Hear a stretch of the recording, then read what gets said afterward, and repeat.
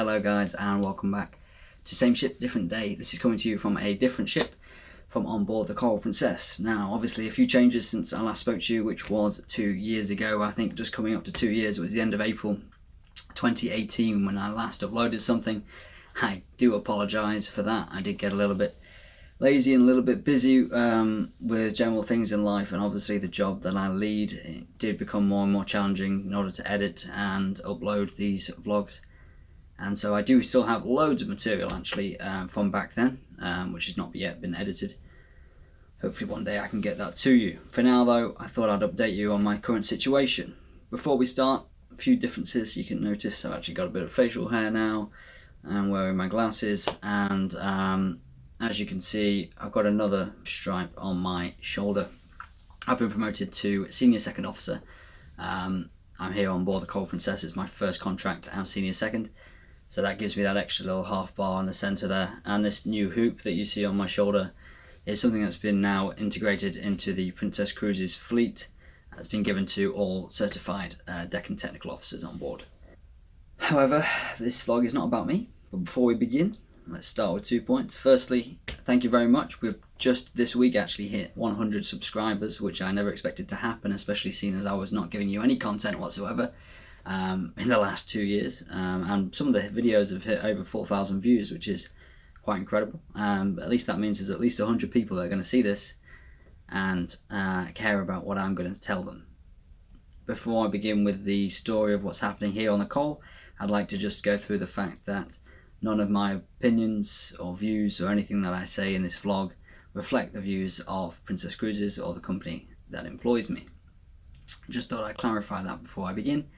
And also just to say that, you know, this is my story, this is what I've observed, the timeline that I've drawn up from what's happened over this last month or so, and hopefully you'll see things from my side and learn a little bit more about what's been going on board the Coral. So the story begins on the 5th of March 2020, where around 1,700 new passengers embarked Coral Princess to join the just shy of 900 crew, and we set sail from San Antonio in Chile with a full healthy ship of 2,700 souls on board. On the way down, it began as a normal cruise. We stopped in Puerto Montt, Punta Arenas, and then transited the internal waters of the Magellan Canal and Beagle Canal on our way over to Argentina. We did stop in Ushuaia on the 11th of March, and a generally normal cruise, some beautiful scenery, and what everybody had paid for. On the morning of the 12th of March, we did actually head down to Cape Horn, and we managed to do a complete transit of Cape Horn the whole way around the island, which is very nice. And if any of you have sailed down here before, then you know that that's sort of a 50-50 chance, especially at this time of year. It would have been our last of the season, and it was a stunning one. 12th of March, just done Cape Horn. I come up on the bridge at noon to the news of this announcement of a 60-day pause in the Princess Global Fleet operation, that all ships now will be ending their cruises, and once the cruise is over, whether it's immediately or in the near future, then all Princess Cruises ships will be proceeding to a soft layup position, wherever that may be. Now, a soft layup, in the way that I think about it, is basically just the minimum manning and movement of a ship for the absolute critical safe operation and compliance of a vessel. So that's the idea. We're going to go to soft layup. We're in South America, it's healthy. I think about that time only one reported case of Covid-19 or coronavirus, which came from Sao Paulo, Brazil, which was actually originated from Italy. The decision was made to complete that cruise, which was due to finish on the 19th of March in Buenos Aires, Argentina. It's just 1 week from the date of the announcement. Complete the cruise, get the passengers off, and then we could proceed to our soft layup position. 13th of March was a usual call in Stanley in the Falkland Islands. I actually went off and saw some penguins. I'll show you a little photo of that.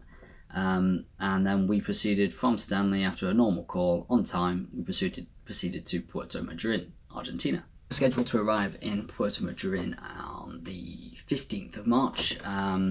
However, on our approaches, we were informed that we would not be making that port of call. Argentina had begun at that stage to put in some restrictions and it was still early days, but they had made the decision not to accept our ship into Argentina at that time. So instead we proceeded to our next port of call, which was Montevideo in Uruguay. At this stage it was very early days. This was basically the first change that we'd really encountered, but it was going to be the first of many. On our way to Montevideo, we then heard that when we did arrive in Montevideo, there would not be allowed any movement of passengers or crew at all. It would simply be a stop in order to take stores that we needed and fuel, as obviously we had not refueled for quite some time.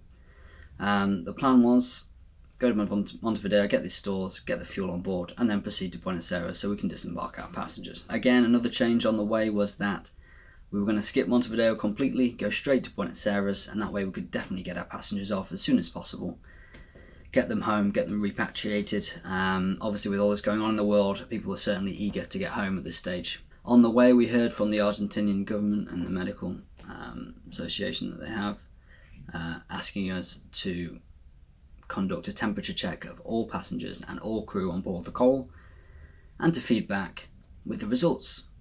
Obviously we had a healthy ship at that time. We were very, very happy with our current condition. South America is quite clear, and we had a full, healthy ship. So we completed the temperature check successfully. No abnormal figures came from that check at all, and gave that feedback back to Argentina, which they accepted. And then we continued to Recoleta pilot station, where we embark our pilot before transiting the long river passage to Buenos Aires, which is 138 miles of very, very narrow pilotage, so quite a difficult passage to undertake. We on the bridge actually have to be at an increased manning level just to do that passage. We head there, and as we arrive at the pilot station, we receive information that we would not be embarking our pilot at that time, and we should instead just go to anchor. We were anchored just outside Montevideo, in fact, because if you've ever been, they're very close, and await further instruction. We did eventually manage to embark our pilot the next day. We were given permission to enter the port, so we started this long transit in the afternoon of the 19th of March, slightly later than we had originally anticipated. However, we did finally arrive alongside in Buenos Aires at approximately 2 a.m. on the 20th of March 2020. However, as we arrived, we are greeted by several medical professionals which joined the ship from Argentina and came on board. We were given no clearance at all, so no one was allowed on or off the ship. We just took on board these few medical professionals that came round and insisted on doing their own temperature check yet again.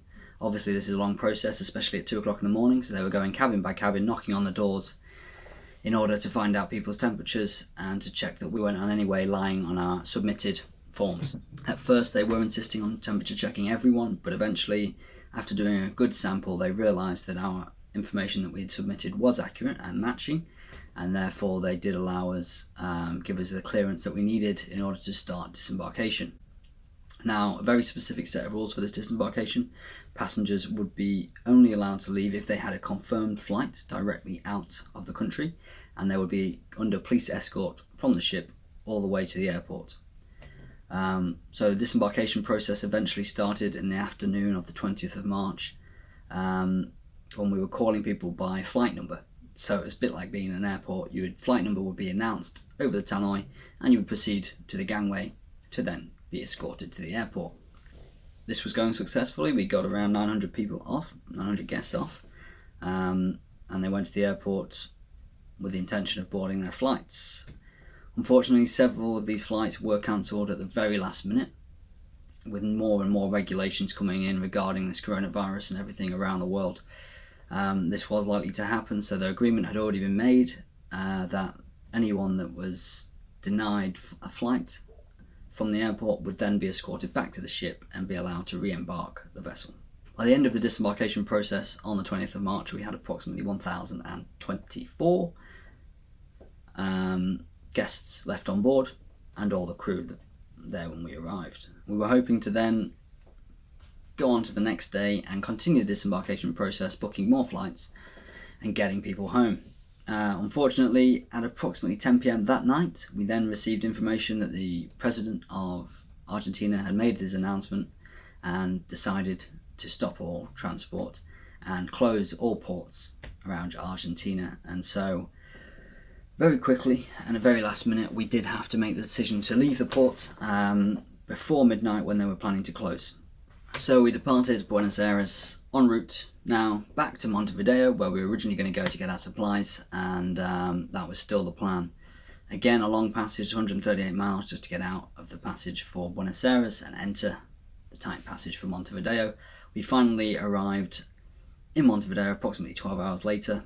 We were planning also to get fuel at that time, but unfortunately there was a delay, and so we did have to wait a little while to finally get our fuel.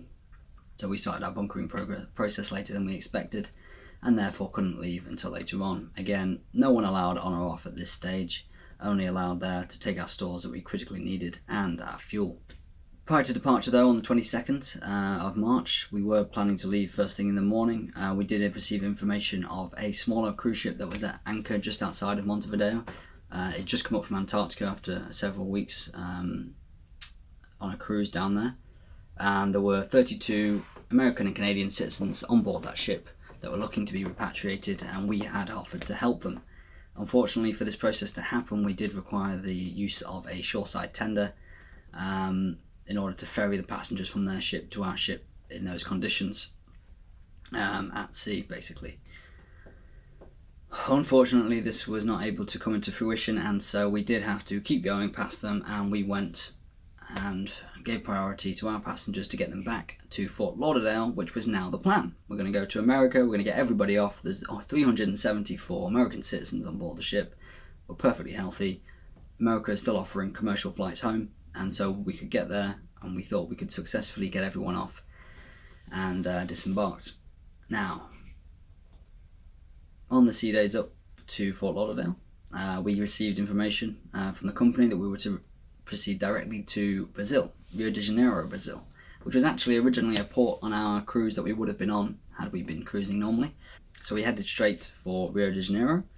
We were able to arrive there approximately noon on the 24th. Now the reason we were going there was the plan was Brazil didn't have as many restrictions in place as the other countries, and so we hopefully would be able to repatriate our guests from Rio de Janeiro. We'd be able to get them disembarked there, get them on flight home, and then the ship could proceed just with the crew to a soft layout position. At that time, we were a perfectly healthy ship, no reports really of any symptoms, and we had no concerns at that stage, so we were going to head to Rio and get everyone off. Got there around noon on the 24th to the pilot station, and as we called the pilot on the VHF, he told us, sorry, you don't have permission to come in, we won't be providing you with a pilot at this time, which was again another change. So we went in, we went adrift for a while whilst we spoke with shoreside and got information and decided whether or not we would be able to make this port of call at all. Eventually we were told that even if we did get alongside, we would not be able to disembark our passengers, our guests, so it kind of made the port of call completely pointless for us.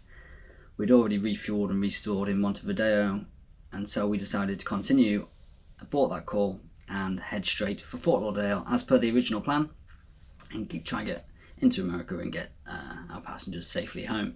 Perfectly healthy ship, no unusual counts for illnesses, and we're proceeding for Fort Lauderdale. It's quite a few sea days up to Fort Lauderdale from Brazil, as you can imagine. It's quite a long way. We're heading there, we have our fuel and we have our stores on board. Excellent news. Now this is where I'm going to finish on part one. I think you've heard me go on for long enough, but now you have the background of where we've been and where we're planning to go. At this point, still a healthy ship, no traces of Covid-19. The biggest thing that was going on board was the worry and obviously the emotion, and I guess it is an emotion of being stranded at sea, because at that stage, everywhere we went, we were being told there was some kind of restriction or we couldn't enter for some reason or another. It was starting to wear everyone down, I felt, emotionally, and so we were going to go straight to Fort Lauderdale, and that's the current plan as we end it there. Thanks for watching, thanks for coming back. Hopefully if this pinged up in your subscription box, in your inbox, you were happy to see it and have enjoyed it. Now I'll be back tomorrow with part two and what's happened since then in order to leave us to where we are today. Take care, I'll see you tomorrow. Thanks for watching, guys. Hope you learned something new about life at sea, and if you did enjoy it, then please hit that subscribe button, hit that little bell next to it if you want to get notifications every time I upload something, and we'll move forward from here. Please don't forget to comment and let me know what you want to see from me. I'm looking forward to it.